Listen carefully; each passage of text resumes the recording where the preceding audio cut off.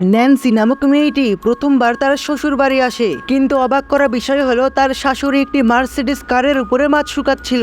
Nancy এসব দেখে খুবই অবাক হয়, কেননা সে তো শুনেছিল তার শ্বশুর শাশুড়ি খুবই গরিব। এরপরে যখন সে খাবার খেতে যায় তখন সে লক্ষ্য করে খাবারের টেবিলে সাজানো আছে পৃথিবীর সব থেকে দামি দামি খাবার। এমনকি তার শাশুড়ি ন্যান্সিকে যে চপস্টিক দেয় সেই চপস্টিকটি মূলত রূপার তৈরি ছিল এবং সেখানে লাগানো ছিল হীরার ছোট ছোট টুকরো। এখানে মেয়েটি বুঝতে পারে তার শ্বশুর শাশুড়ি মোটেও কোনো সাধারণ মানুষ নয়। এমনকি ন্যান্সির সামনে যেসব খাবার সাজানো ছিল সেই সব খাবারের মূল্য কয়েক কোটি টাকা। অথচ ন্যান্সির শাশুড়ি ন্যান্সিকে বলে, মা আজকে তোমার জন্য বেশি কিছু রান্না করা হয়নি, আর এইসব তো আমাদের প্রতিদিনের খাবার। এসব কথা শোনার পরে ন্যান্সি খুবই অবাক হয়, কেননা এসব তো কোনো সাধারণ মানুষের পক্ষে খাওয়া সম্ভবই না। এরপরে সিনটি শিফট হয় এবং আমাদেরকে 2 সপ্তাহ আগে দেখানো হয়, যেখানে ন্যান্সি একজন ডেলিভারি গার্ল হিসেবে পার্ট টাইম জব করত। একদিন সে লক্ষ্য করে একজন বৃদ্ধা মহিলা একজন ছেলেকে অ্যাক্সিডেন্টের অভিনয় করে ফাঁসানোর চেষ্টা করছিল।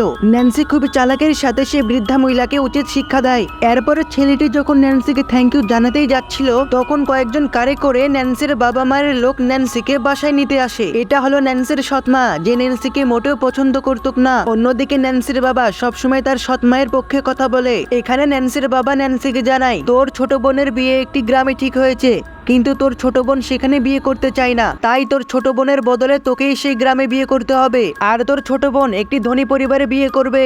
ন্যান্সি নিরুপায় হয়ে বিয়েতে রাজি হয়ে যায়। এরপরে বিয়ের দিন ন্যান্সির ছোট বোনকে নিতে আসে খুবই দামি কার, কিন্তু ন্যান্সিকে নিতে আসে একটি কম দামি কার, যা দেখার পরে ন্যান্সির ছোট বোন খুবই হাসছিল এবং বলছিল, আরে আমার বড় আপু দেখ, তোর কার থেকে মাছের গন্ধ বের হচ্ছে। কিন্তু ন্যান্সি কোনো অভিযোগ করে না এবং সে তার ভাগ্যকে মেনে নিয়ে সে কারে বসে। এরপরে যখন সে গ্রামে পৌঁছানোর পরে তার শ্বশুর বাড়িতে উঠে তখনই ন্যান্সি একটি মুরগিকে দেখে ভয় পায় এবং তার পা পড়ে মুরগির বিষ্ঠার উপরে। কিছুক্ষণ পরে ন্যান্সির শাশুড়ি ন্যান্সিকে ওয়েলকাম জানায় এবং বলে, মা তুই চলে এসেছিস, তাড়াতাড়ি বাড়ির ভিতরে আসে। এখানে ন্যান্সির চোখ পড়ে তার শাশুড়ি মাছকে শুকানোর জন্য খুবই দামি কার ব্যবহার করছিল।